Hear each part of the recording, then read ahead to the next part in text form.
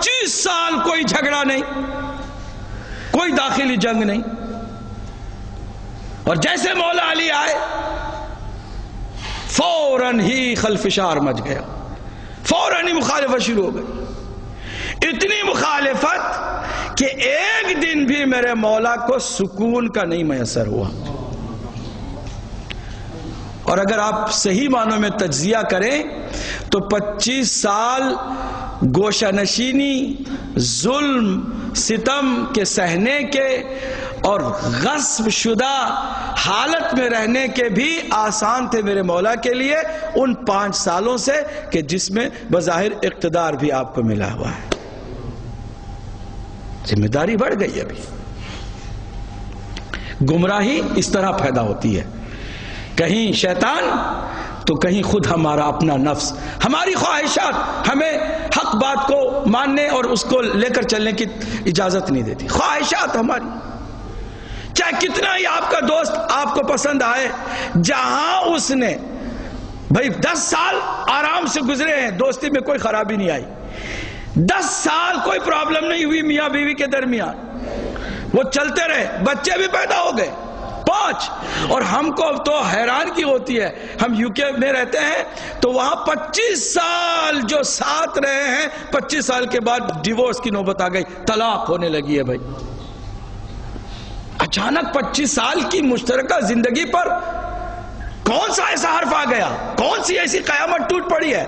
انا، خواہشات انسان کے جب سر اٹھاتے ہیں نا تو وہ ساری دوستیاں، وہ سارے رشتے، وہ ساری ہم آہنگیاں، وہ ساری صمیمیت توڑ کے رکھ دیتی ہے۔ ایمان بھی کچھ ایسے ہی ہے، جیسے گمراہی آتی ہے ایمان رخصت ہو جاتا ہے۔ گمراہ کیسے ہوتا ہے انسان؟ کئی طریقے ہیں۔ پہلا طریقہ خود شیطان ہے۔ شیطان کی گمراہی کا انداز میں نے بتایا، وہ ڈیکور کر کے چیزوں کو پیش کرتا ہے، سجا کے پیش کرتا ہے۔ کسی کی غیبت کرنی ہو نا تو فوراً ہی اس کے دماغ میں یہ نہیں آتے کہ آج چلو ہم غیبت کرتے ہیں قربتاً اللہ، کوئی نیت کرتا نہیں غیبت کرنے کی، غیبت کر رہا ہوتا ہے لیکن شیطان اس کو ڈیکور کر رہا تھا، کیا کہ دیکھو حق بولنا ہے، اور فلاں آدمی نے غلط کیا تھا، اور غلط کو غلط، صحیح کو صحیح بولنا حق بات ہے۔ اور یہی تو ہمارا نعرہ ہے مجلسوں میں کہ ہم وہ ہیں کہ جو غلط کو غلط بولتے ہیں اور صحیح کو صحیح بولتے ہیں۔ کتنی اچھی بات ہے۔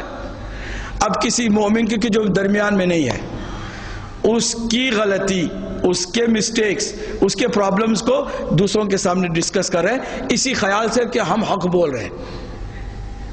غلط اس نے کیا تھا، ہم بول رہے ہیں بھئی غلط کیا تھا تو اس کے منہ پہ بولو تو حق ہے، پیچھے بولو تو غیبت ہے۔ اب یہ وہ سمجھ نہیں پا رہا ہے کیونکہ شیطان غیبت کرانے کے لیے اس کو ڈیکور کر رہا ہے، اس بات کو سجا کے سامنے رکھتا ہے کہ تم ایسے بولو۔ جھوٹ بولتے ہیں تو لوگ کیا واقع نیت کرتے ہیں کہ میں جھوٹ بولتا ہوں قربتاً اللہ؟ وہ پہلے سے طے کر کے بولتے ہیں جھوٹ؟ نہیں، وہ تو جھوٹ بولنے سے پہلے دل کو بہلاتے ہیں۔ شیطان اندر وہ کہتا ہے یہ جھوٹ نہیں ہے، یہ تو ضروری ہے، یہ مصلحت کا اہم مرحلہ ہے، ہم اس کو طے کریں گے تو کام ہوگا۔ میں یہ جھوٹ بولوں گا کئی فائدے ہو جائیں گے، کوئی مسئلہ نہیں، اس سے کیا فرق پڑتا ہے، وہ جھوٹ جھوٹ نہیں ہے، دیکھو نا جھوٹ جھوٹ نہیں ہے، تو پھر مطمئن ہو کر جھوٹ بول دیتا ہے۔